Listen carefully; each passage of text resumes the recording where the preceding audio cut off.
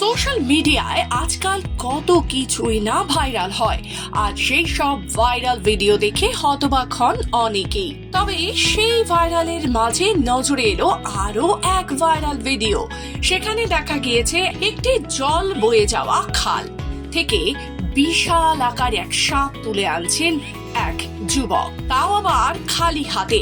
একেবারে শিউরে ওঠার মতো দৃশ্য, যা দেখে চমকিত হবেন আপনিও। ভাইরাল ভিডিওটিতে দেখা গিয়েছে ওই সাপ একটি পাইথন। জল থেকে যখন তাকে তোলা হচ্ছিল তখনই বোঝা গিয়েছে ওই সাপের দৈর্ঘ্য বেশ কয়েক ফুট। কিন্তু ওই যুবক যেভাবে ব্রিজের ওপর থেকে বেশ কায়দা করে নিচের পুলে নেমে একটি উঁচু অংশে এসে ব্যালেন্স করে বসে, একটি কাঠি দিয়ে সাপটিকে ওপরে তুললেন। একেবারে এক টানে তুলে নিয়ে ফের দাঁড়িয়ে পড়লেন ব্রিজের রেলিং এর ওপর। দেখে মনে হবে যেন সেটা কোনো বড় পাইথন সাপই নয়, বরং ছোট কোনো ফিতে।